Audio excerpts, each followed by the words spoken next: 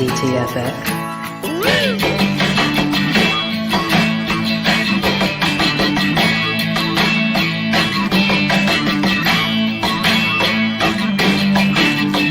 Once again, here is Drinking and Talking Fantasy Football with your hosts, Dustin Lunt and Jake Trowbridge. Welcome back to DTFF, folks. Happy Tuesday evening if you're joining us live. We have got a great show for you this evening. A very special guest jumping in last minute like a goddamn superhero and here to cut it up with us this evening. Before we introduce our guest, I should say, I should introduce my co-host with the most, Jake Trowbridge. How you doing, Jake? I'm doing good. I think that was a Freudian slip when you almost introduced our guest as our host, because I think you secretly want him to be the co-host, and I'm trying not to take offense to it. Oh, I would never do that. As I was saying pre-show here, as I'm on spring break and not working this week, I've been drinking mimosas for a good chunk of the day, so hence my words might not come out how they're supposed to. That's when the truth comes out, Dustin, is when you're about 10 mimosas in. So can't hide it. Well, okay. Well, will be an interesting show then. But as I said, we have a very special guest joining us, Chase Vernon. Chase, welcome back to the show, my friend. It's been a while. It's been a minute, dude. I missed you guys. I mean, I'm pretty sure the last time that I was on the show, there's a chance I blacked out after all the shots we were doing. I don't remember what the reason the shots were, but we just did a lot of shots. We had a really good time, and I'm looking forward to this one. Mm-hmm. On this show, we don't need reasons to do shots, Chase. We just do shots sometimes. Yeah, sometimes we do it. I'm pretty sure that also occurred, but I think some bets were involved. I wish that I could have rolled back the tape, but unfortunately, I was limited on the amount of time of preparation I had. So we're gonna do this right, and I want to make some bets and take some shots for absolutely no reasons again. Oh, I like that. Before the end of this episode, we will have at least one in the bank here for bets. Absolutely.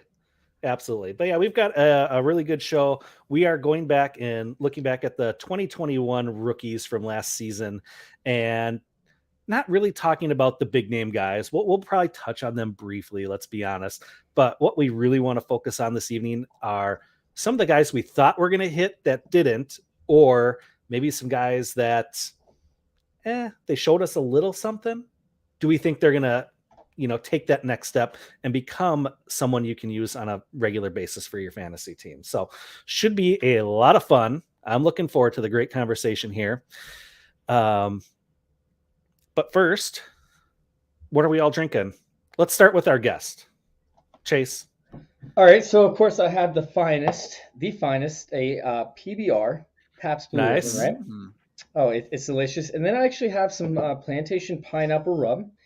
It's actually made from the sugars of pineapple instead of just sugarcane. So it's not like, you're drinking just flavored rum that you see on like a Bacardi bottle. This is actually pineapple-based rum, and it is absolutely delicious. It's the Stiggins Plantation. Good.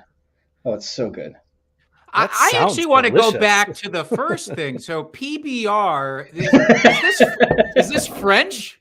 Is that right? Pabst, I think, is French, right? I believe so. Region? It sounds about right. I mean, if it's not French, it probably comes out of the four squares. So, How appropriate that you just pop on the show here and you're drinking a good Wisconsin-based beer, representing the Midwest. I love it. Delicious. Yeah. Jake, do you want to tell the folks what we're drinking this evening? Well, you dropped this off on my patio just a few moments ago, and I was very pleased. You rolled your eyes. I'm just telling the people that you supplied the beer this time. You should be happy that I'm giving you these kudos. Unless the beer is bad, in which case I'm going to blame you for it. But Fair this enough. is a Bell's No Yeah Easy Drinking Golden Ale. No yeah is a phrase that you probably don't know about if you're not Midwestern. Mm-hmm. This is fair. Chase, when I say no yeah, do you know what that means? Do you understand the context there? Well, I know I have a coworker who says, yeah, no, as soon as she realizes what she's saying yeah to. So, I mean, that's the first thing that comes to mind, but I don't know exactly what that means outside of the fact that you weren't listening and then all of a sudden you agree. That's about it. Yeah, no, you basically Yeah, nailed no. it. It is the inverse. exactly what my coworker does. You just nailed it. You just nailed it, Jake. It's exactly what she does. I swear that wasn't even intentional. It's the inverse, though. No, yeah, it's the exact same type of thing. Like, you're listening to something and you're waiting to agree. So it's the exact opposite. You're actually paying attention and you want to agree, but you got to get that little, you don't want to come on too strong out of the gate. So it's that little bit, that jab before the hook, that no, yeah, as opposed to yeah, no. So it's kind of like something that you tell your wife to make it think like you're listening. Yeah, no.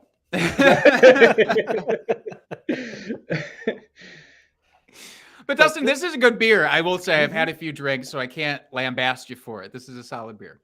Yeah. Out of Bell's, out of Michigan. We love Bell's Brewing around here.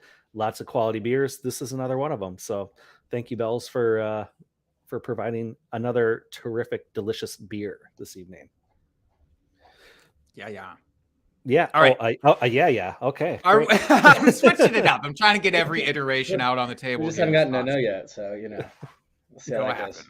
It will happen before the end of the show, I promise. Well, hey, I don't want to piss away too much time here up top because we have so many good rookies to get to. I don't want us to shortchange them. But before we do, you think maybe we could get into our favorite segment? Yeah, let's hit up our drunk trade of the week. Drunk, hammered drunk. Drunk trade of the week.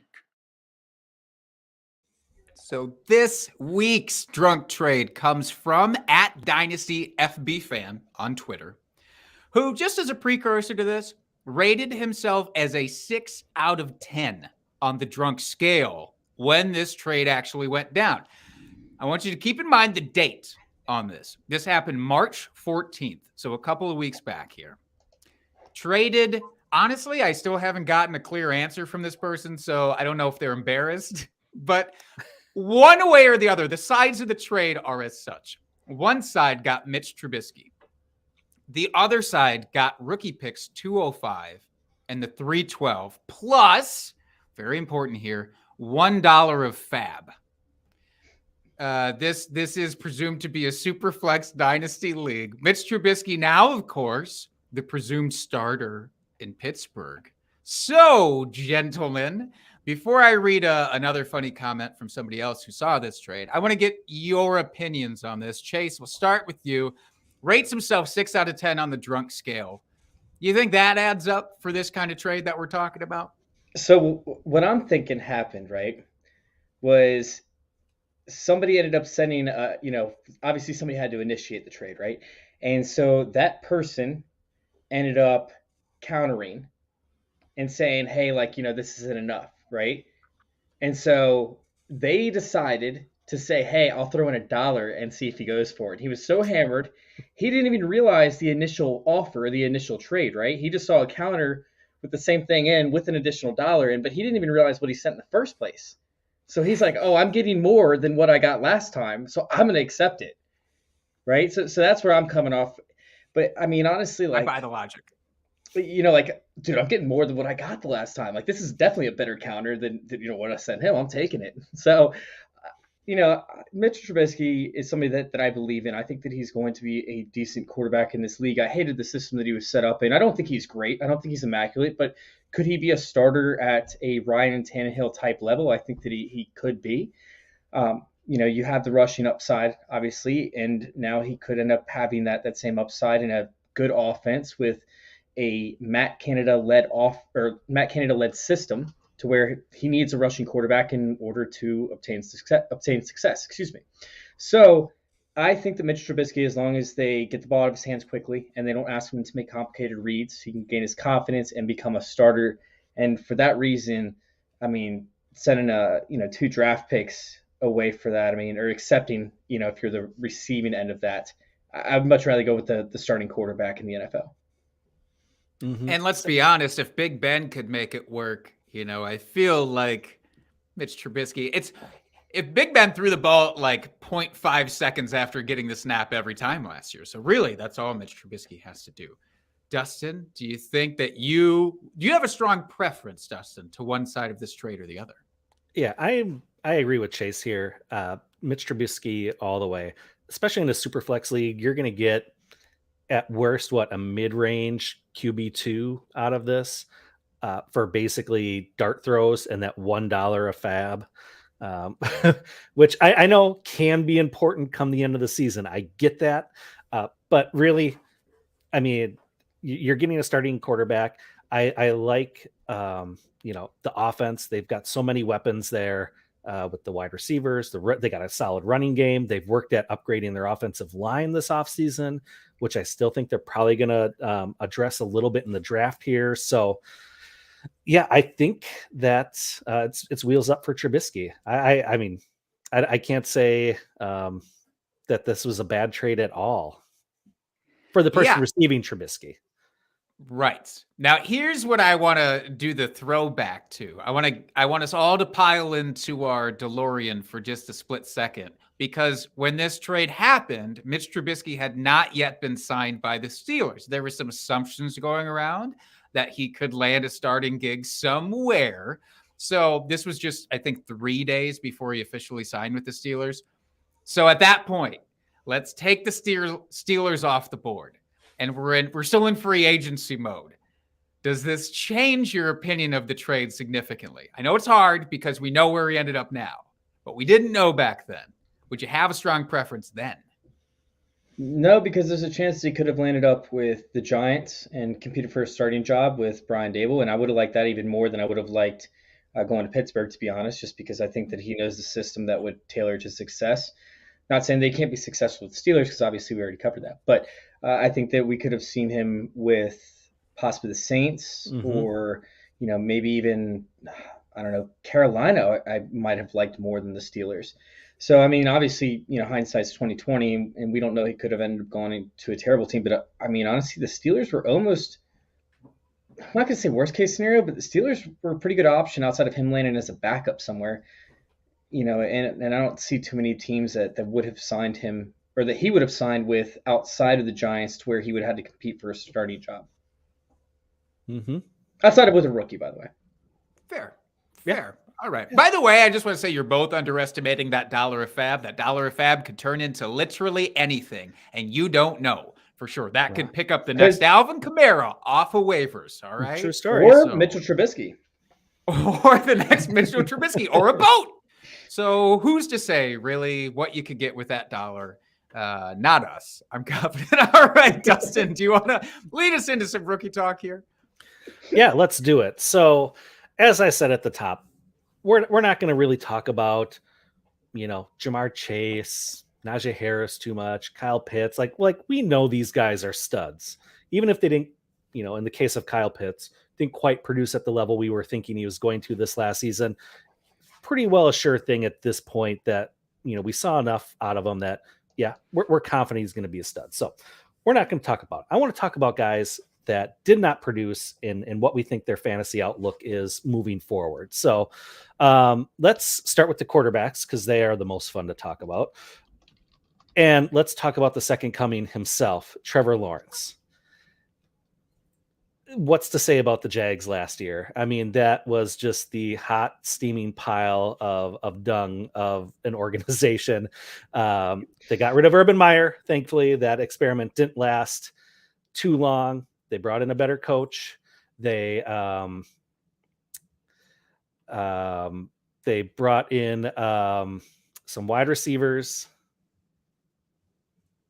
And you guys are laughing at me. I can't help it. You're distracting me with the chat. Look, listener, I'm sorry. We don't always utilize the private chat because, when it's just me and Dustin, although I should do that more when it's just me and Dustin, I think it'd be fun to fuck with you that way. But when we have a guest on, sometimes it's fun to have side games, and Chase is nothing if not a side gamer, I think. So just want to provide context to why Dustin's so distracted right now. I'm so flustered right now. So anyway. I'm so sorry. I'll stop. No, that's fine. Now I just have to ignore the little pop up there because usually it's only for emergencies. So now I know. So I'll try to get this. Are you saying I pulled the fire alarm, Dustin? Is that what you're saying? I pulled the fire alarm? Yeah, I thought for sure it was going to be something like, "Hey, your audio sucks," or something like that. But no, just I don't know how to talk. So I suppose that's an emergency.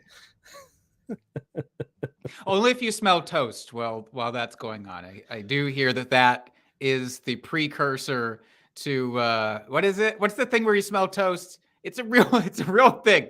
There's like a synapse that fires in your brain when something's wrong and you smell toast, but I don't remember exactly what it is. So this is not the show for your medical advice. This is the show for your rookie advice. Let's get to it. We can do this. Yes. So Trevor Lawrence, they brought in some weapons for him. Etienne should be back this year. New coaching staff. How do we feel about the outlook for Trevor Lawrence? Is he going to rebound, or did Urban Meyer ruin him moving forward? Chase, I'll defer to you for this first one here. All right, so they brought in an excellent coaching staff over there for Trevor Lawrence to kind of take over. Doug Peterson brought in some studs, and a lot of people are down on Trevor Lawrence to an extent, while people that drafted him aren't really taking a chance on, moving him right now. So you have people that are hoping that people get low on Trevor Lawrence. But the reality of the situation is there's no way that Trevor Lawrence could be any worse than what he was last year. He has the physical skills. He has the mental capacity to be able to run an offense. And now they're adding some wide receivers. Now these wide receivers aren't great. Like Christian Kirk, whoopity-doo. You have Zay Jones, who couldn't, find his way onto a franchise long-term his entire career. How many years has it been now that Zay Jones has been out? 5 years or so? 5, yeah. Mm-hmm. So, now you have a guy who – couldn't find his way onto a roster or at least a starting gig at any point. And then who else do they have? Chenault, who's been somewhat of a failure thus far. Don't forget about Evan Ingram. Evan Ingram, who can't catch a ball. He's going to create more stress. He's going to have Trevor Lawrence having gray hairs by the time he hits like 24 years old. From the no, not those beautiful locks. The beautiful locks are going to be gray. It's going to be looking like Richard Greer out here, like with the long, beautiful hair. Like, is Fabio, does he have gray hair now? I think I saw a picture of him with gray hair. I don't know, and I don't want to know. If that's the case, I don't want to know, and just stop talking about it right now. He's always going to be a blonde-haired behemoth to me. So, we have Trevor Lawrence, who could be turning gray due to Evan Ingram and the drops that could be had. I still think that Trevor Lawrence is in a better situation than what he was last year, regardless. And that's without the draft capital they could spend on offensive weapons. That's not even mentioning the fact that they have Brandon Scherf over there and that they could end up expanding on the run game. There are so many different levels. Oh, the defense could end up being significantly improved. I believe they signed the leading tackler in the league from Atlanta this past year. Maybe they don't have as many blown plays and that they can actually put them in decent field positions. You're talking about a kid who has been winning his entire life, just went to the worst possible situation that any rookie quarterback has been in that I could even imagine. I cannot imagine a worst case scenario for a rookie quarterback. And there's been some really bad ones out there. So I like Trevor Lawrence moving forward. I think he's going to be a stud. And I think that we can only, see him go up from here. I like what you said, especially about the Brandon Scherf signing, which I think is going under the radar a little bit. I agree. The weapons, the actual weapons that he has to throw to, maybe improved, maybe not. I think Travis Etienne coming back is going to be a bigger impact than Christian Kirk signing there personally. But we do also have to look at, Trevor Lawrence threw no touchdowns last year. And I don't know if that was a Trevor Lawrence issue, if that was a personnel issue, or if that was an Urban Meyer and company issue. But he only threw 12 touchdowns. Jameis Winston only played in 7 games and threw for 14. Trevor Siemian, you remember him? Also a New Orleans quarterback for 6 games. He threw 11, just 1 fewer than Trevor Lawrence did. Obviously, New Orleans is a better system there, and I'm not anticipating him to go whole hog and throw 35 touchdowns, but that number has to increase this year, so that'll be nice. Mm-hmm. Absolutely. I agree with everything you said there. All right, next, let's talk about Zach Wilson of the New York Jets fame. Did not look good last year. Let's be honest. He did not look good. I know everything looked rosy in the preseason. Everyone was all gung-ho. And then once the regular season started, just did not look comfortable there in the pocket and in that offense.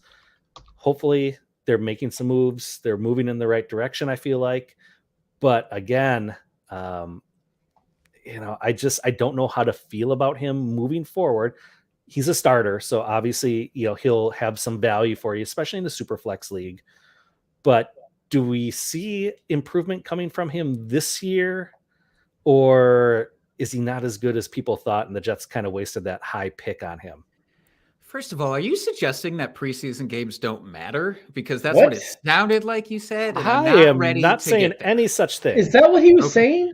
Okay, that's what I was afraid of, and I just didn't want this podcast to go there. No, so. I was just making it clear that in the preseason he played extremely well, and then regular season the wheels fell off.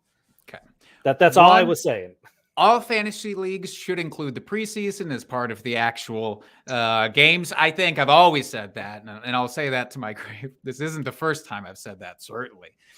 Zach Wilson, though, just the only thing I want to mention seriously about Zach Wilson is every stat, every metric is terrible with Zach Wilson. Every single one of them. There's not a good one that I can pick out of the bunch. He's worse in the league in bad throw percentage, on target percentage, naturally, completion percentage, passer rating.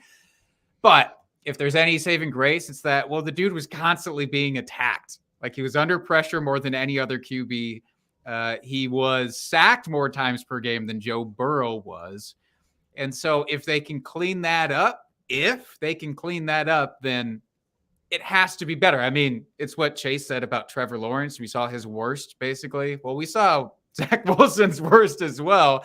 I'm not as confident that it's going to get significantly improved. Are you, Chase? I actually am. I'm very confident that it's going to be improved. I mean, we already see the Jets dumping into the offensive line.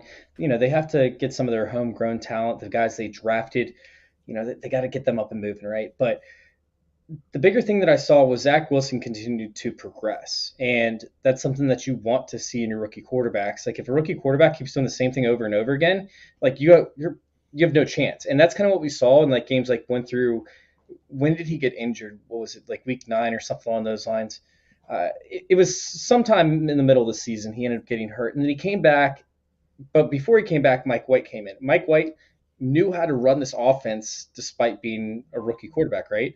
So he utilized the running back. He utilized these short yardage completions. Meanwhile, Zach Wilson came back, and then you saw the same thing that he was doing before he got injured. And you're like, you just saw how to be successful in this offense. You just saw how to operate this offense the right way. Pass it off to your running backs. Use the short yardage completions, you know. And so we didn't see that. And then all of a sudden, I think it was like week 14 or 15, it kind of clicked, right? And he started taking off running, and he started increasing his completion percentage.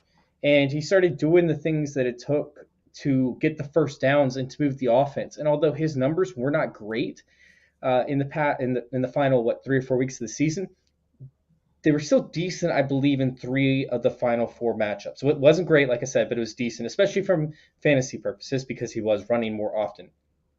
However, the bigger thing that I look at is his connection with Corey Davis last year. Do you guys remember that? Do you guys remember when Corey Davis was in the game? Like, were they brunch pals? Is that what you're getting at? Like Matthew Stafford, Cooper Kupp level? Okay. No, it was something that was more important. It was preseason. And, you know, like what we talked about, how every preseason should be considered something more significant than what it is.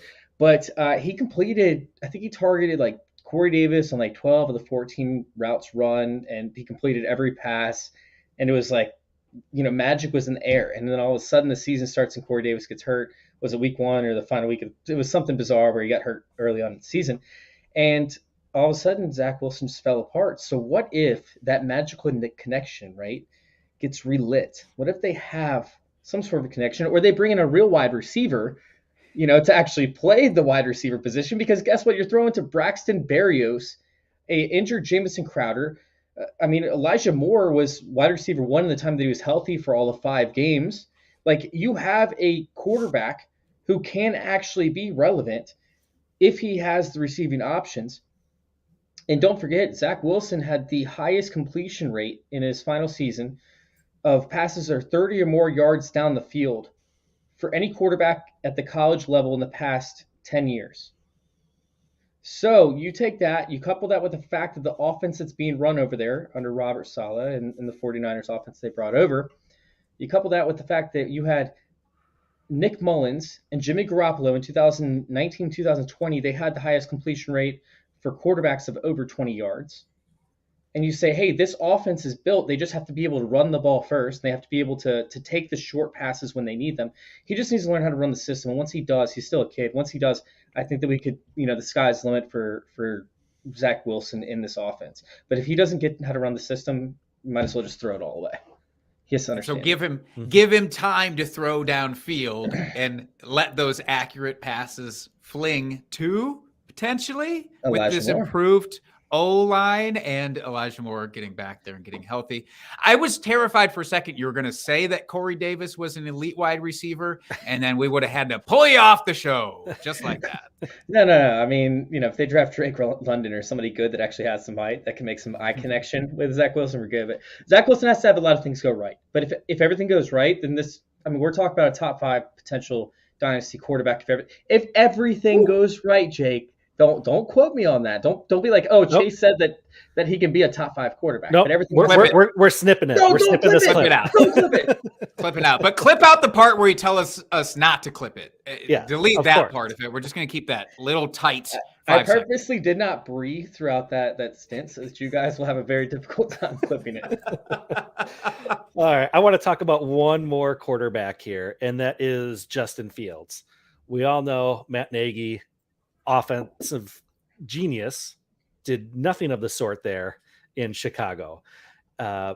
He was probably as detrimental to his quarterback as Urban Meyer was to Trevor Lawrence last year. Let's be honest. I mean, we saw some flashes. The weeks that he actually allowed his offensive coordinator to call plays, we actually saw improvement in that offense. And then he went back to calling plays, and the offense took another dump. So I think the tools are there for him. He just needs a better supporting cast. Obviously, they got a new coaching staff there, which I'm very excited about for fantasy purposes, not for real NFL purposes. Let's be honest here, NFC North rival. But I think things are definitely going to look up for Fields this year. It's unfortunate he's got to learn a new offensive system this year, but I think he's a smart kid and will have no issues picking that up. What say you, Chase? You know that Zach Wilson actually had more fantasy points per game last year than Justin Fields. Just saying. That's pretty bad, though, right? They're both terrible. All right, so first off, can either one of you guys spell, what's his name, Matt Eberflus?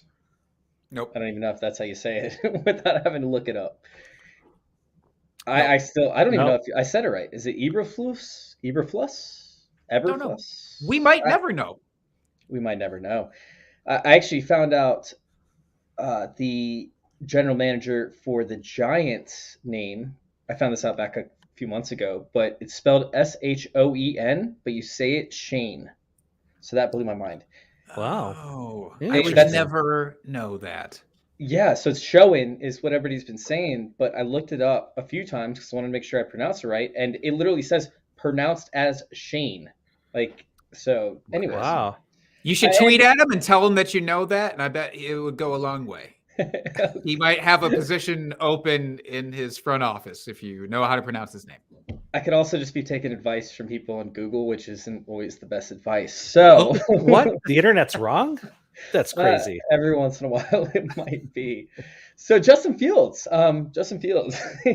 he's in a situation to where hey, they're going to run the ball a ton, and I don't really know what to expect. I really don't. I felt kind of disappointed in the hiring. I was hoping that they would get somebody that had more of an offensive connection to a running quarterback type thing, and we didn't get that. So I think Justin Fields is the biggest mystery amongst any quarterback in the NFL going into 2022. And we see that. We see that projected. We see its result. We see the results in the ADPs when you do mock drafts and stuff. You'll see him go in the third round of a Superflex in some mocks, and you'll see him go in the sixth round in others. And it's damn, you really have to pay attention to what your league mates think about this player. And if you're somebody that's shaky, and you're not sure what to expect, try and offer an upgrade. Try and go out there and grab a top tier quarterback and do Justin Fields plus and just see if somebody bites, because I am not confident whatsoever that we could go and say, hey, Justin Fields will ever be a top 8, top 7 quarterback for multiple seasons in a row. And yet, like even 2 seasons in a row. I mean, we could see him do it from one season, right? Like he could have an insane year where he gets some talent in the wide receiver position. He runs the ball a ton. He gets up there. But what's to say that he doesn't get hurt while he's rushing? What's to say that he even knows how to take hits, because he didn't take a ton of hits in college. And when he did, it's a lot smaller guys that were able to get around the edge that he didn't see coming, that were able to hit him and not put a ton of weight on him. So he pretty much just broke tackles while in the pocket. I was talking to who was it the other day? Anyways, they showed me how bad Malik Willis is at rushing ability compared to sack percentage. Like essentially, like if you are good at rushing, you shouldn't be getting sacked a whole ton. And Justin Fields was there, but the main reason was because he was able to shed so many sacks in the backfield because his thighs are built like freaking tree trunks, right? So he was getting hit and he wasn't going down because he was so thick. But that thick boy, that ain't going to work in the NFL. You're going to be seeing 290-pound guys following you, and eventually it's going to take a toll on you. So I'm in the view that, hey, I want Justin Fields because I want him to have that blow-up year or that blow-up, game like stretch. And then I want to be able to sell him for a quarterback that I feel safer with, because although I think he is a good quarterback, I think that he struggles to read blitzes, which is evident in his sack percentages and his hit percentages and his pressure percentages, et cetera, et cetera, et cetera. But also because I don't know if I believe in this offense. And I'm a big system guy. I love systems. I love fitting in certain personnel into certain systems, and I don't know what to expect with this system. So I want him on my roster, but I don't know that I want to hold him if he has a blow-up game. I get that. And they added some good thing. I mean, they added Lucas Patrick, which could be very helpful to a guy like Justin Fields. More so, dare I say, than Byron Pringle. That big, glorious offseason signing that they made after losing Allen Robinson. Not that Allen Robinson was the Allen Robinson last year. But yeah, this whole idea of Effermoos, Jost, adding these playmakers where you have to actually give him people to throw to besides Darnell Mooney. So, and Cole Kmet, I mean, all due respect, but you need something else there. So we'll see what they do in the draft. I'll be very curious to see what kind of wide receiver depth they add in the draft, and maybe that will sway me one way or the other. But yeah, I'm a little nervous about basically run or 40 yards down the field throws from Justin Fields without any in between. Mm-hmm. All right. I think we should move on to running backs here, since we spent a good chunk of the show now on quarterbacks. Can I say one quick thing about Davis Mills, and then we'll move on? I swear to God, but I just really wanted to bring this up because I thought it was fantastic. Davis Mills, the guy, long neck, plays for the Texans. He had 4 of his 11 starts where he threw for at least 300 yards. I love with Davis his Mills. Only receiver being Brandon Cooks. He had as many 300-yard games, again, only played 11, as all of the other rookie quarterbacks combined. I just wanted to put that out because Davis Mills deserves a little bit more respect. And did he even have Brandon Cooks for all of his rookie games? I don't think he did towards the end of the season. I think Cooks might have been out a couple. Mm-hmm. Yeah, I think that he only had like Nico Collins for a little stretch there. So, I mean, you're talking about a guy with tremendous upside. And although I don't like the organization a ton, right? Like I don't like what they're doing a ton, they still end up having they have a little bit of a good thing going for them right now after we saw what's his name trade away all of their draft picks and their entire future and their best wide receiver. I mean, how do you dismantle a franchise like that unless you know that you're going to get fired? And that is what had happened. So, oh my God, I love Davis Mills, and I think that he could be a stud. I think he could. Let me clarify, stud. Kirk Cousins-esque. I think he could be like a Kirk Cousins level player, which is high-end wide receiver 2, low-end quarterback 1 at your best. Yeah, and that's good. Yeah, perpetually undervalued, and you can get him late in your drafts and just perform well for you. Like, there is nothing wrong with that. No shame in it. It's pronounced show him, Dustin. That was brilliant. Oh, Jake, you're always here for me. I love it. All right, let's move on to running backs. We're not going to talk about the big 3 that were drafted early. I want to talk about a duo of running backs to start with here, and that's Trey Sermon and Elijah Mitchell. The 2 running backs from our chat just got bombed here. Holy man.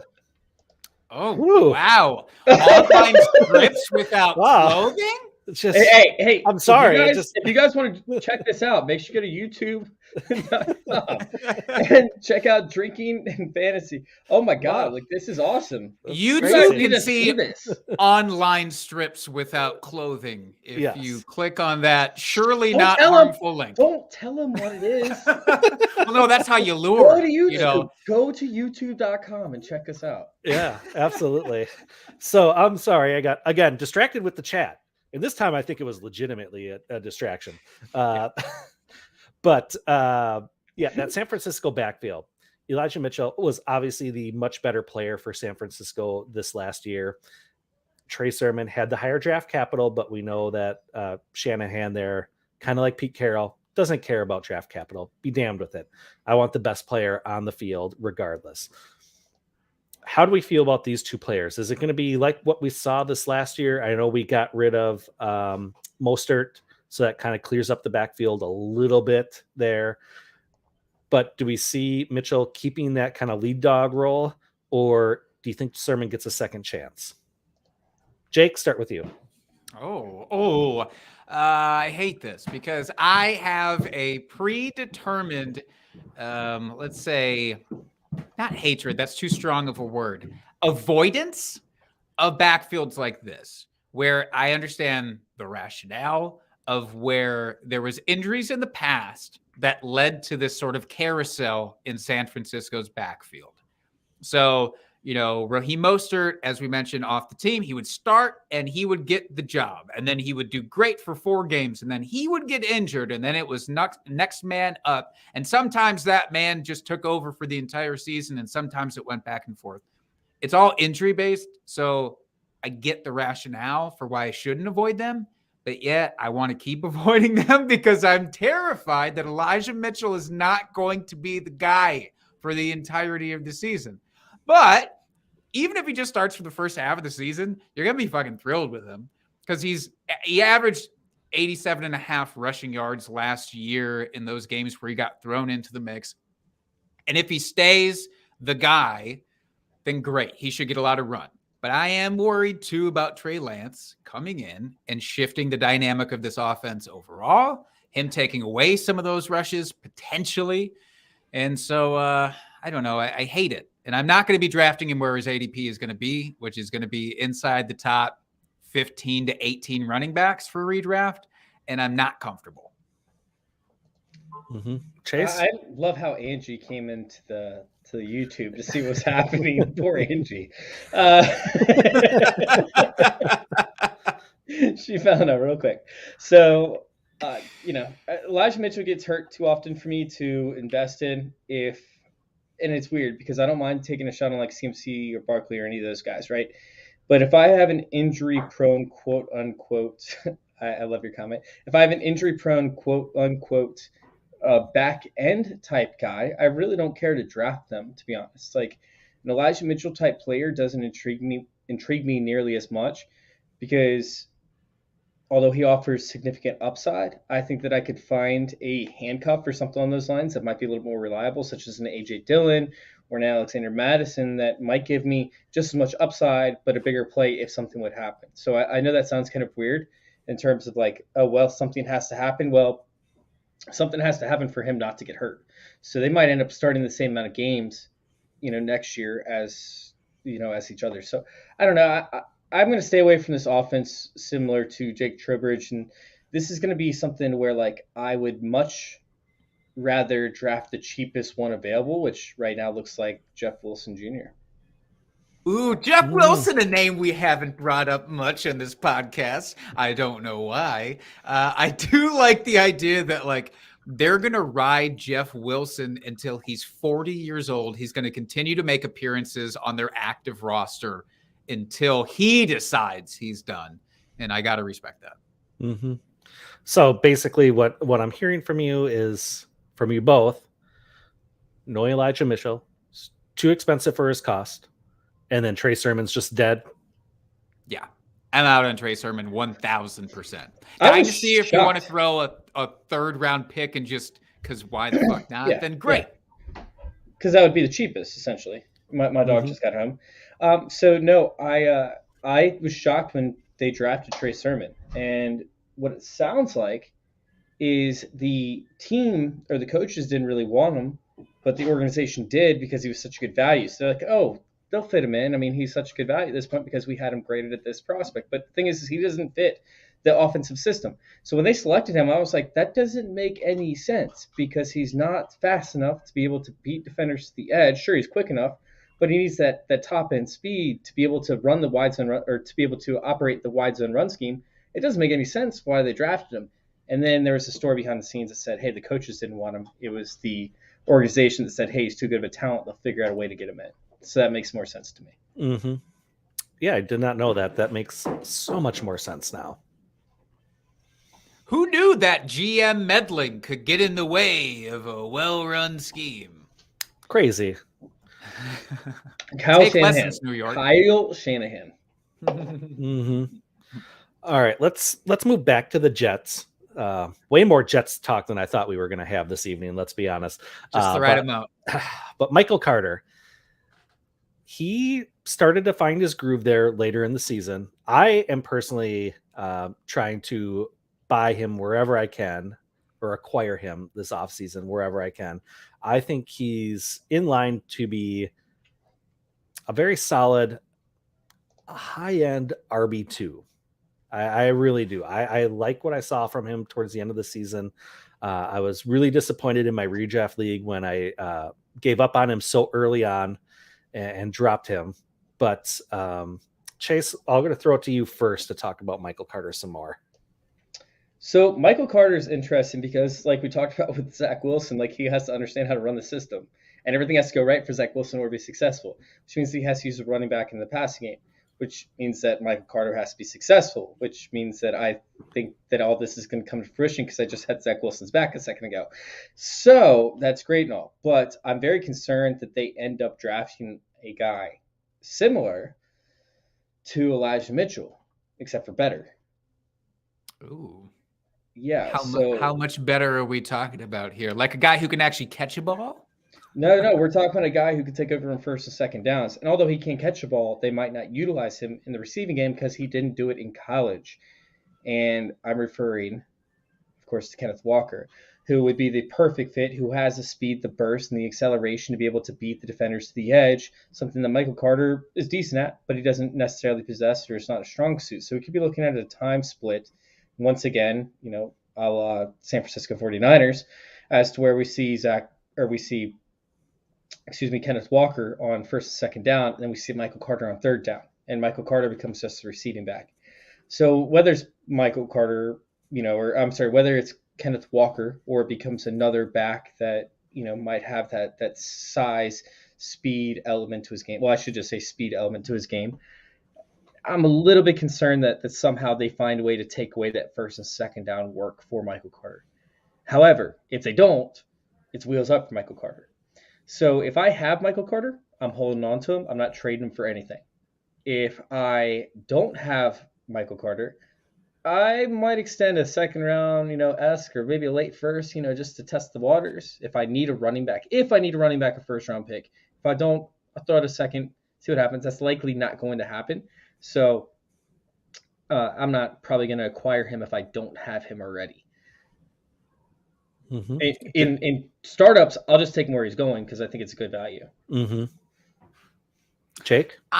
I am really interested in what you said about, so if they bring in a first and second down back, and then Michael Carter gets relegated to the third down role, even if Zach Wilson, and maybe especially if Zach Wilson doesn't figure it all out, I'm still interested in Michael Carter because granted, he had a 14 target game that is going to skew these numbers like crazy.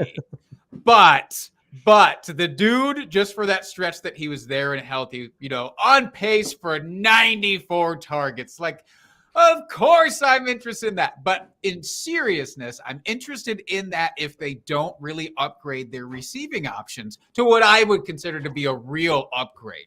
Because then the third down back is still going to have a very useful role. He's not going to be worth a first-round rookie pick in that situation. To your point, Chase, like I wouldn't be offering up even a back end first if I was really confident that's how it's going to work out. But since I'm not confident and I don't know enough about this incoming running back class, I do it. I do it in a heartbeat. Mm-hmm.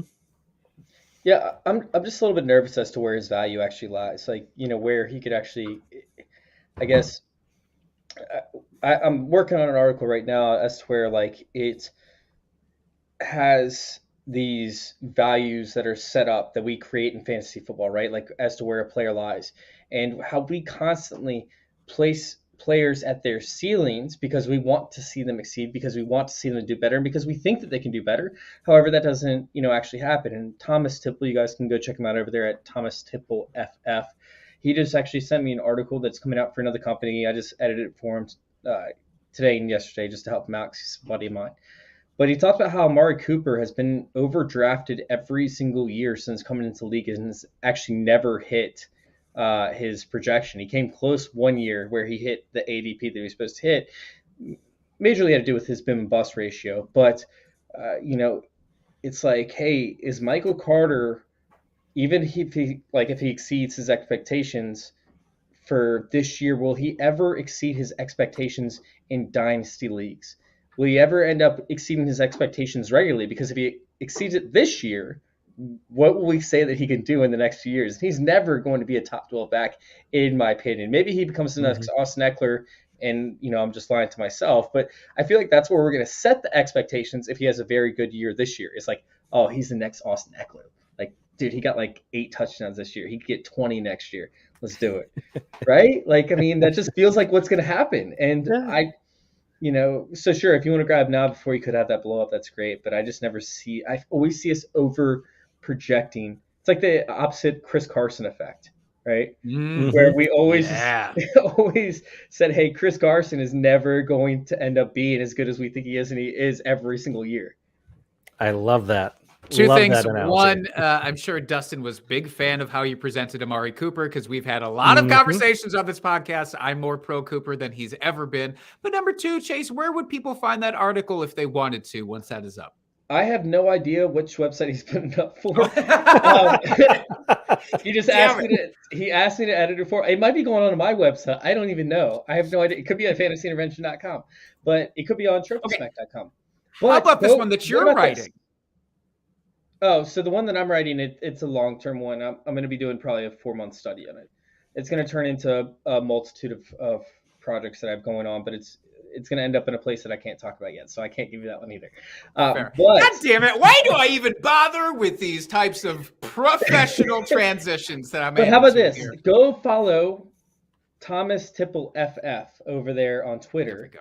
Go follow Thomas Tipple FF, and it's actually a very good article. And he's somebody that, hey, the guy wasn't the best writer. I'm not going to lie, when he first came on. In fact, it took a long time to edit his pieces. But he's getting to the point now where it's like, dude, like this is actually a really good piece, man. And you can see, like when you get to work with people, right, who want to succeed and who want to do better, and they're willing to take the criticism and they're willing to learn and become better because of it, like, and you watch them grow as people, it's like, it just gets you stoked and makes you want to get behind them. So, I'm behind this kid. I think he's going to do excellent things in this community, and you guys should go check him out. Thomas Tipple FF. Thomas is awesome. Can attest. Absolutely. All right. Let's talk. Dustin, I love you too, by the way. Oh, thank you. Not as much as Thomas, but he does like you. Because I don't write articles. That's why. That's exactly why. Yeah. I don't go that extra mile here. But let's talk one more running back. Ramontry Stevenson had some hype going into the season. We saw some flashes from him. That New England backfield, I just don't know what to think of it. It's a typical New England backfield. Let's be honest. Thoughts on Stevenson? Chase, why don't you lead us off this time? So there's certain players where I watch them in college, I check out their metrics, I don't think are very impressive in most cases, and then I see them at the professional level, and there's something that clicks for these players. I saw in the preseason, we talk about how much the preseason matters. I saw in the preseason for Devin Singletary, the guy came out and he balled and he looked for contact. You saw this little dude running out and he wasn't very fast or anything, but he's running towards, these secondary cornerbacks, putting his head down and trying to tackle them while he has the ball in his hands, right? And it's I don't like Devin Singletary's college tape. I didn't like his metrics, but this guy's fun to watch. And then you start to root for him, right? And so then Ramontry Stevenson comes out. I didn't like his metrics. I didn't like his college tape that much. It was okay. And then you see him go out there, and he wasn't all that impressive. But then something clicked for him. And I want to say it clicked right around the Bills-Patriots game. It might have been right before that. But I remember specifically the game where it stood and they had run the ball 100 times. And I was like, okay, I'm going to put my bias aside at this point because I like watching this guy play.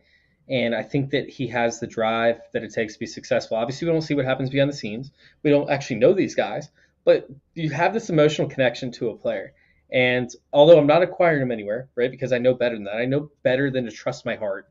Because when you trust your heart with fantasy football, it just leads to really bad things, guys.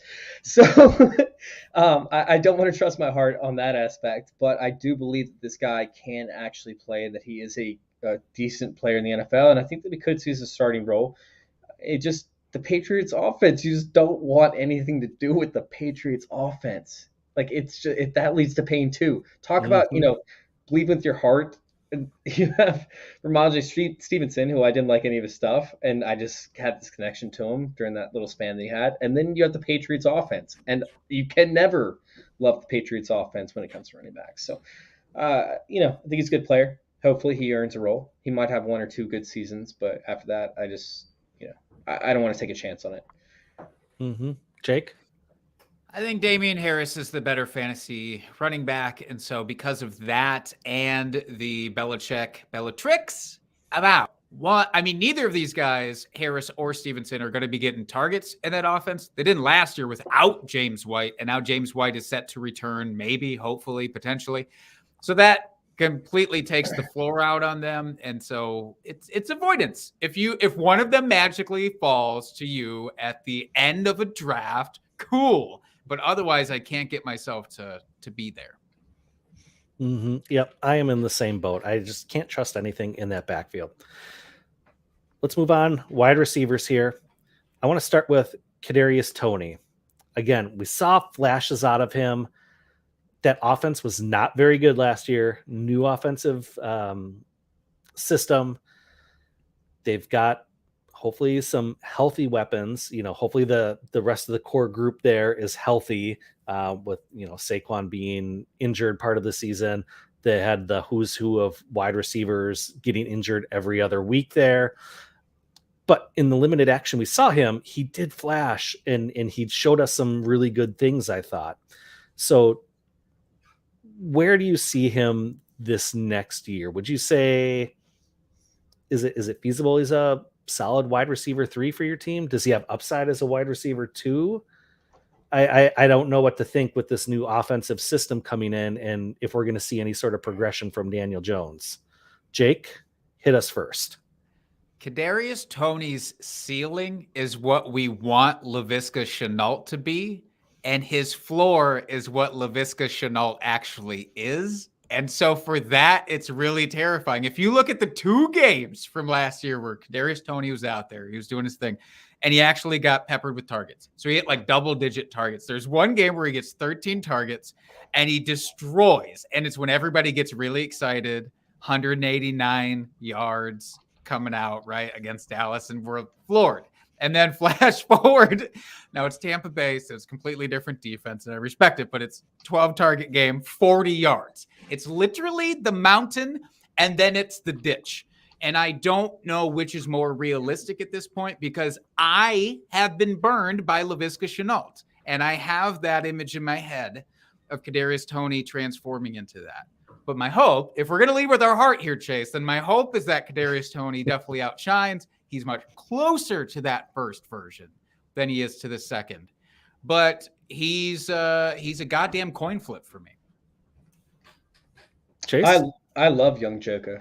Young Joka, it's a boss, man.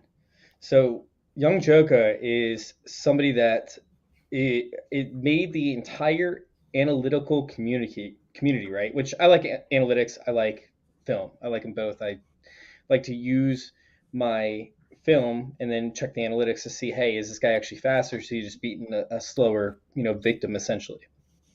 And Young Joka made the entire analytical community flip, right? What do they call that when like they adjust and then they say, oh, we're so and so? It's an Aryan word. It's like it's not it's something. If I remember it, I will put it in the comments on Twitter of this show because I know I'll remember it as soon as we get off. But essentially, they're like, oh, you should never draft Kadarius Toney. He was a late breakout. He didn't produce in college, yada, yada. And it's like, well, I mean, he was a quarterback that converted to a wide receiver that was, by the way, scouted as a quarterback or an athletic player, whatever the hell they call it. Meanwhile, you have this dude who was breaking ankles with Kyle Pitts on the field and seeing more double coverages than what Kyle Pitts was seeing because they had to contain him and use bracketed coverage on him. Meanwhile, the number one corner went outside on Kyle Pitts. This guy's beating double coverages and shaking everybody possible. Major concern, obviously. I mean, Young Joka has issues with his, attitude. We saw all this different dramatic type things that you would see from like an Antonio Brown in his rookie year in the offseason, which is a major, major concern. But I love Young Joka. I think that he could absolutely crush it and melt minds, moving into the fantasy season if he can get his shit together. Now, Brian Dable has to be in control of this. I think it was a big issue with that entire coaching staff over there for the Giants. They wanted to control it, right? They wanted to be the bosses of that team. They wanted everybody to do what they said was going to happen. I think Brian Dable's a little bit more loose. I mean, you've seen the practices with Josh Allen, how they let their guys dance around, how they let their guys have fun. You've never heard a single concern out of this entire coaching tree over there for the Bills as to any kind of disciplinarian actions or issues with that. I mean, they let the guys be themselves, but they're role models, right? So I'm hoping that's what happens over there with Young Joka. I hope that he finds a role model. He gives up his rap career and he focuses on football moving forward. So I was going to say, listeners who might be confused, Young Joka is the rap alias of one Kadarius Toney, which Chase is determined to exclusively call him by. No, I love Kadarius Toney, man. He was one of my favorite rookies coming out. I think he was my rookie wide receiver 3 last season.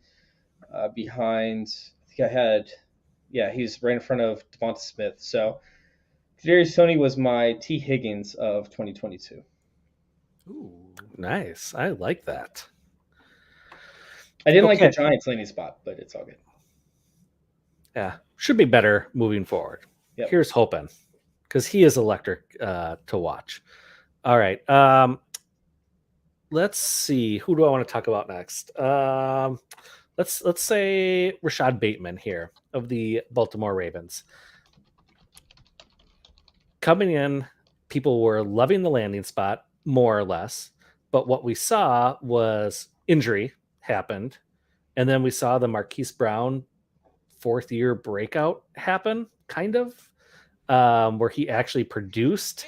So how do we feel about his fantasy prospects moving forward? I'm going to take this really quickly, just for a quick blurb, Chase, and then I'm going to throw it to you immediately. No. Go ahead. I love Rashad Bateman. I've been in love with Rashad Bateman since he had his mini breakout halfway through the season, and I started trying to trade for him everywhere halfway through the year, understanding that Marquise Hollywood Brown was putting together a much better fantasy season. I'm still trying to shoehorn Bateman into every fantasy trade if I'm making one right now, because Mark Andrews benefited from the backups coming in for Lamar Jackson. Marquise Hollywood Brown could still very well be their leading receiver, and I think that's fine. Rashad Bateman is going to turn into maybe a Deshaun Jackson-esque Tyler Lockett kind of boom bust play. Not saying he's the exact same player, but for fantasy, I'm going to take those winning weeks that I am pretty confident he's going to give you, supposing Lamar Jackson is there and doing his thing. I'm taking Rondale Moore over Rashad Bateman. Oh, gross. Where's the button? Where's the eject button? Justin. I'm not going to do it, Jake. All right. So, Chase, would you care to explain why? Or are you just going to leave it at that? I kind of want to leave it at that, just to piss Jake off a little bit. But if you guys go check it out over there at trophysmack.com, or I'm sorry, youtube.com/trophysmack, Jacob Sanderson and I actually went through a debate. It'll be in the first section of there as to why, so I don't have to elaborate, just because it is, it's very subjective, right? Like, we have a team that has a bunch of vacated targets. I know vacated targets don't exist, but they do exist, because guess what? You have to pass to somebody. You have Rashad Bateman, who is in an offense that I think will pass a little bit more than what they did, even with Lamar Jackson getting hurt last year. I still think they're going to increase their passing attempts. And you got a ton of red zone opportunities and whatnot, but I just don't know if the volume is going to be there. Meanwhile, Rondale Moore, the volume has to be there. And if we talk about James Conner, right, James Conner could end up getting hurt. He's spent the majority of his career hurt, and although I'm rooting for him, we can't argue against, the history of his career thus far. And if Rondale Moore sees an uptick in passing opportunities, which I believe he will see, I mean, we're talking about a monster. The bigger part is there's no way that he's just going to be a scheme fit. Sure, he had to run route running, right? Like, he had to work on his route running. He had to work on his, route tree especially. And he had to work with Kyler Murray on to get on the same chemistry, because guess what? These guys are both at like a 5'6" height spectrum for eye contact, or maybe 5'5" height spectrum. Like, they might be, 5'8", but when it comes to height spectrum, they're actually like the 5'5" range. So you have to be able to know the routes. You have to be able to get your receivers open. You have to have chemistry, and it's going to take more than just half an off season in order to accumulate that. So I think that Rondale Moore, moving forward, should be more involved in the Christian Kirk routes, which is what he is more skilled at than Christian Kirk will ever be, because he has more speed, he has more burst off the line. I don't see how Rondale Moore can fail. And so, yes, I spent a lot of time talking about Rondale Moore instead of Rashad Bateman. I just don't know how Rashad Bateman is going to see the same level of volume, which is what you want to see in fantasy. That's your pivot. And now we got to talk about two rookies at once by you mentioning Rondale Moore. I'm not going to lie, by the way. I started to get scared that you were about, when you talked about James Conner's injury, that you were about to anoint Rondale Moore the next Deebo Samuel, and I was about to get real. They try to use him that way. And although I think he could be successful in that role, he's still a little bit too small to do it. Like, Deebo Samuel's Deebo. Like, he's Deebo as hell. Like, he's built. Like, they're talking about Tyreek Hill, and although Tyreek Hill, I saw a picture of him recently, he's a lot bigger than I thought he was in terms of like volume. I still don't want the Dolphins to use Tyreek Hill in that way, because he's going to end up getting crushed by a guy that's 3 times his size if they use him that way. Deebo has a different way about him, man. What is he, like 220 or so? At least it feels that way. Jake, do you want to rebuttal with the Rondale Moore? No? Okay. No. I think what we should do instead of a rebuttal is a simple beer bet that we will follow up on at the end of the 2022 season. Straight up, more fantasy points per game. Let's put a minimum in there. What do you say? 6-7 games, just to make it at 10. least something. 10. Okay, perfect. I'm down with that. Minimum 10 games, points per game fantasy. We're doing PPR, full, half. What's your preference? Full. I'll take either. Full PPR, Rashad Bateman versus Rondale Moore, 2022. Let's do it. Let's put a pin in this date after the season. We'll have an anniversary show of this bet. And I'm going to take Chase aside here. Sorry, Jake. Really? But I'm not sorry. All right. Yeah. You both get to pay off this bet in succession. That'll be fun for me. You can choreograph it. All right. Who else do we want to talk about here that we can get myself into trouble with free bets? Let's do one more. And I want to talk about Amon-Ra, because he had a hell of a great fantasy season. I don't think anyone can say they saw that level of production coming. I know all the talk was how he was the best St. Brown brother out there, most talented St. Brown brother, but we've been burned in the past. And I don't think we expected a whole lot from that offense. Now, I know with Detroit, Swift was injured for chunks of the season. Hawkinson was injured for chunks of the season. Quintez Cephas out for the year. They really didn't have much else as far as receiving people on their roster other than Amon-Ra. He was healthy. So he obviously showed he has the skill. He has the talent to be take the volume and be essentially that number one wide receiver on the team. I do think that Detroit is going to address this even more so than what they did in free agency here. But do we expect him to continue this upward trajectory and finishing how he did this last season with the pace he was at? Or is this just more of a function of the injuries on the team? Jake, I'm really hard set on my way. So I want to hear your opinion first because I'm going in. Oh my. Thank you for the alert of that, by the way. I do appreciate that, certainly, so I have time to loosen things up. Amon-Ra St. Brown is, you mentioned, the beneficiary of nothing else on the team happening around him. And it can be looked at both ways. There's nobody else to throw to. Now, all of the coverage goes to Amon-Ra St. Brown. Or there's nobody else to throw to, so Jared Goff has to funnel him targets. I do lean on the side that you mentioned they're going to address it more in more than they did in free agency with the wide receiving core potentially. DJ Chark, to me, isn't a huge threat to Amon-Ra St. Brown. But if they start loading up in the draft, I am concerned. I don't think Quintez Cephas coming back. Maybe it's the Wisconsin homer in me that wants to believe in him. I don't see Amon-Ra St. Brown as being this locked and loaded, uber talented wide receiver 12 no matter what, or even wide receiver 15 no matter what. I think there's too much that could go wrong for him. So I'm probably out at his draft cost too for a redraft. We'll see what it looks like when it rolls around, but I'm probably out. Mm-hmm. Okay, Chase, you're ready. You're locked and loaded. He won't even do it. He won't even unmute himself. No, he just doesn't even want to get into it. Unmute himself. I think I might have. I wrote that. You scared him. I literally just said, I was like, I agree with Jake. I was going to leave it at that. Oh, and then I got shit! real quiet. Wow. No, but right. I agree with you 100%. I mean, it's ignorant to sit there and think that Jared Goff can support multiple wide receivers in this offense. You know, they obviously want to operate through Swift as they always have. You know, the running back situation over there with the offensive coordinator and the tight ends with Hawkinson. Meanwhile, they obviously want to invest in the wide receiver position because they go out and they add DJ Chark with Quintez Cephas still on the roster. And then they have their wide receivers coach saying, hey, we actually need a playmaker. We need to at least add one major wide receiver in the free agency, and we need to draft two guys that are both playmakers. So when your wide receiver coach says that you suck, why is that not evidence enough? Why is Amon-Ra St. Brown still being thought of as a savior for fantasy? It makes no sense to me. It's befuddling, watching these best ball drafts and seeing him go.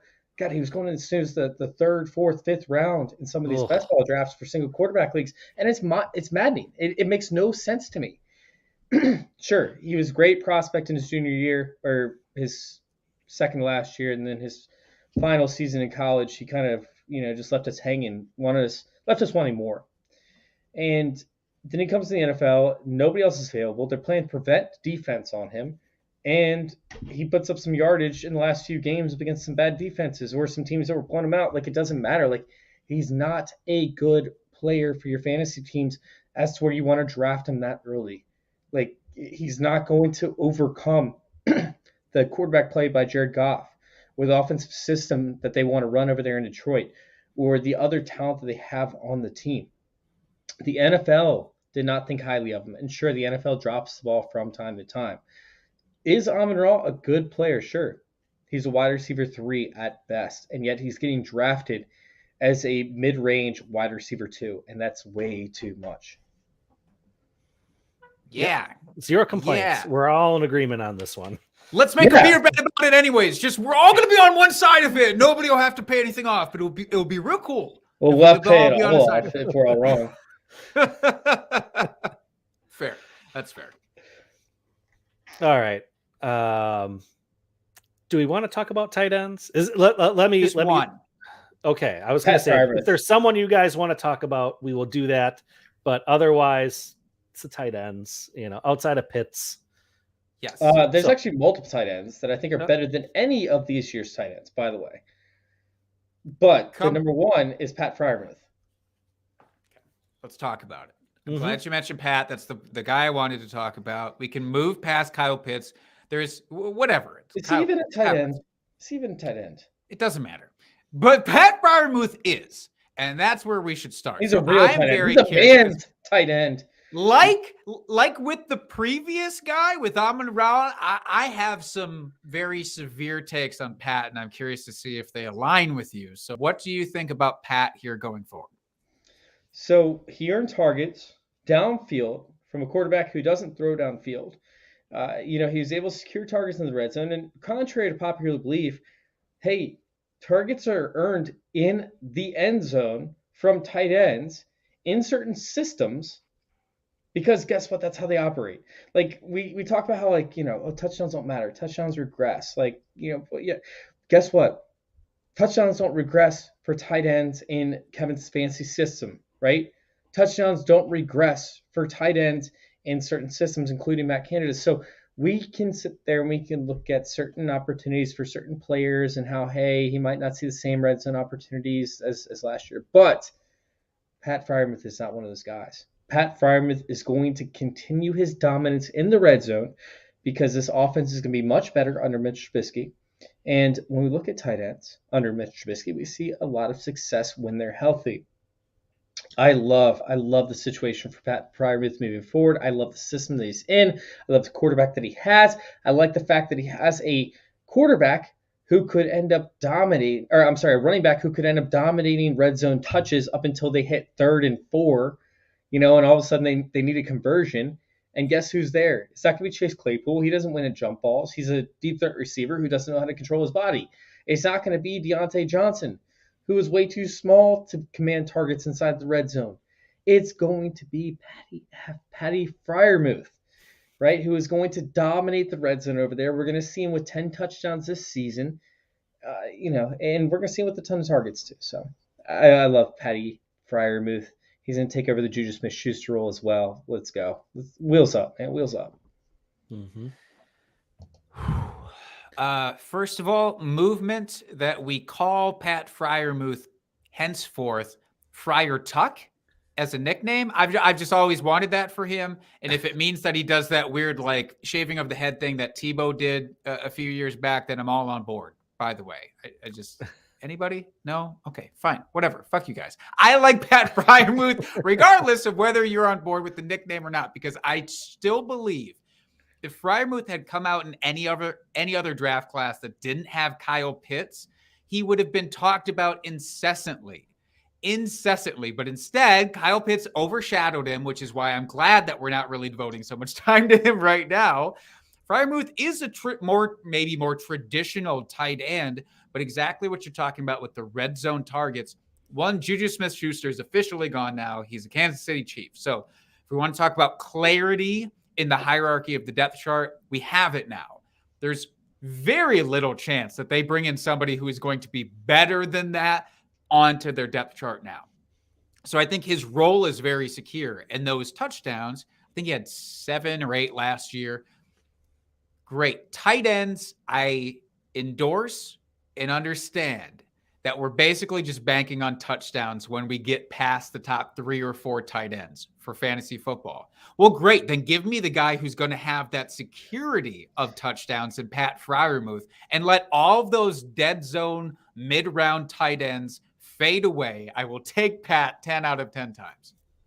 I love it. I absolutely love it. I mean, if there wasn't a bigger riser in my tight end rankings than Pat Fryermuth, I mean, outside of Brevin Jordan, I don't know who else could even be close. You like the Brevster? You big fan? So Hunter Long and Brevin Jordan are kind of on the same platform, but then they tagged Gesicki for another year. I don't understand why. We'll save that for another podcast.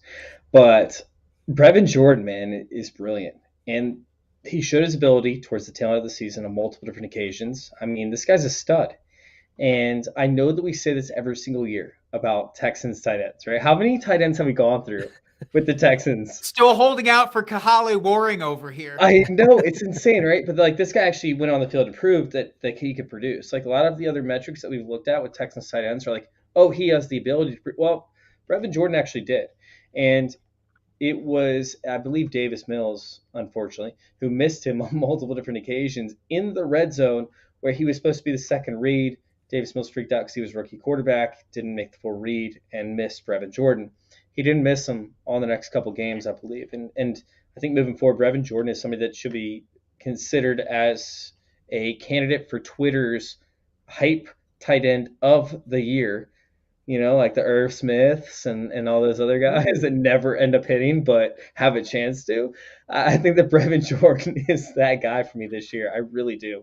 Irv Smith Jr. is going to end up being, but Brevin Jordan's going to be right behind him. Jake? All right.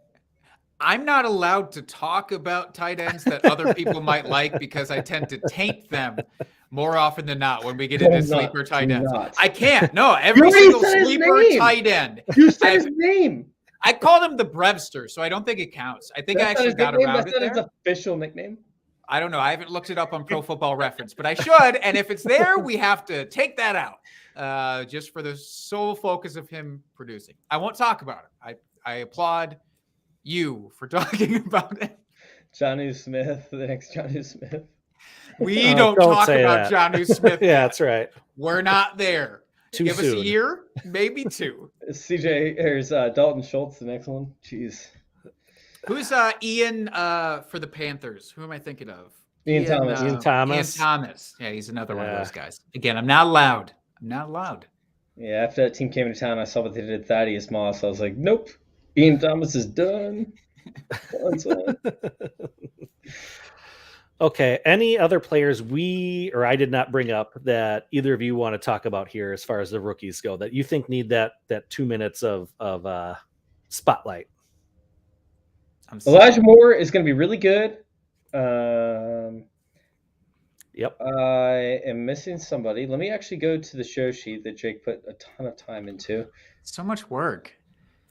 Chris Evans is going to be good. Kenneth Gainwell is super undervalued. It's kind of ridiculous how undervalued Kenneth Gainwell is. I know that he didn't get the shot when Miles Sanders left, but I think that had a lot more to do with him not being prepared and that they didn't want him to have that primary role yet just because he wasn't ready. I think that Dwayne Eskridge is really funny that you put in this show. And now, come on now. He's a second-round draft pick with Tyler Lockett potentially being moved. Even DK Metcalf, they're talking about rebuilding. I'm not saying it's going to look good. You said you didn't have anything to say. Okay, God damn it. You know what? I'm going to post all my comments on Twitter later. I also think that there's one more. Hold on. God. It is. I think Khalil Herbert could end up taking the starting role as soon as late this year if something happens to Montgomery. Oh, if something happens, if he gets injured again, that kind of thing. Yeah, like who was it? The Pete Garrett or Lou Gehrig situation when Wally Pipp ended up getting injured, fake injured because he didn't want to play in a doubleheader, type thing, and. David Montgomery is not a good running back anyway, so maybe he gets shut down one week and he's like, I don't want to play against a really tough team next week. I want my stats to look good. So then all of a sudden you have Khalil Herbert that steps in, sees his starting role, and is just a god at the running back position. I mean, I'm halfway kidding with that. That's more of my David Montgomery hate. But I think that Khalil Herbert is somebody that is worth rostering towards the tail end of your drafts and that you should make a move for because if something does happen, this is an offense that wants to run. We saw this offense in Indianapolis. So I'm totally kidding, by the way, about the whole taking over the job thing. But I am serious about going out and making some sort of late second-round pick because there are no running backs in this class. And if somebody has Khalil Herbert along with maybe a Chuba Hubbard and Kenneth Gainwell and a bunch of other A.J. Dillon type backups, and he's just a depth piece, maybe you can get him for a late second-round pick, and I think it'd be worth it, especially if you're the David Montgomery owner, but not limited to. Mm-hmm. AJ Dillon over Khalil Herbert. I don't know why you even put them in the same sentence there, and I'm a little upset about it. Okay, AJ Dillon is actually my running back 11. So. Oh, okay, we're good. We're set. 2 spots ahead of Aaron Jones. Ooh. I like it. Yes, and I think that's about it. We covered everybody. No, I like that call about Herbert. I mean, he did flash last year when Montgomery was out, and new coaching staff. They're not beholden to any player. Montgomery, I think, will probably be playing out his contract here and then leaving in the offseason. So they'll still have Herbert on his rookie contract, and I think he does end up with that lead role next year. All right, Justin. So now we go through the whole show, and all the guys we talked about, we get your opinion on every single player we talked about, right? Nope, that is not my job as the host. Unless you want to hear me just drone on for the next hour. No, and I don't think anybody wants to hear that. So we're going to have a director's cut that is put out. You have to find on YouTube, version. Drinking and Talking Fantasy Football. It's going to be like a 3-hour episode, but all of his are going to be set aside for the very end. He has to take a shot after every single one that he does. So it kind of gets a little bit sloppy towards the end. Just saying. I'm here for it. Thanks for having me on, guys. This was fun. I had a blast. Oh, no. Thank you for jumping on. Yeah, we appreciate it. It's always fun cutting it up with you here and chatting. Always welcome on the show, my friend. All right, not always. There's limitations. Let's be frank. Like, if you're going to come on, if you're going to come on for my throne of co-hosts here and try and weasel your way in every single week, then we're going to have some problems. But I'll see you guys next week. That's what I just said. If you know what? Brevin Jordan's going to be an amazing tight end this year. How about that? All right, I just got my stank all over him, so really, I hope it was worth it. Yeah, I hope it was worth it, Chase. Dude, like you guys actually let me talk about some of these deeper players. Shane and Jacob, they just leave the show when I start talking about Donovan Peoples-Jones. They literally just said it to me last week. They left me and the guest solo because they didn't want to talk about Donovan Peoples-Jones. Like, come on. I feel special. Well, that's you are special.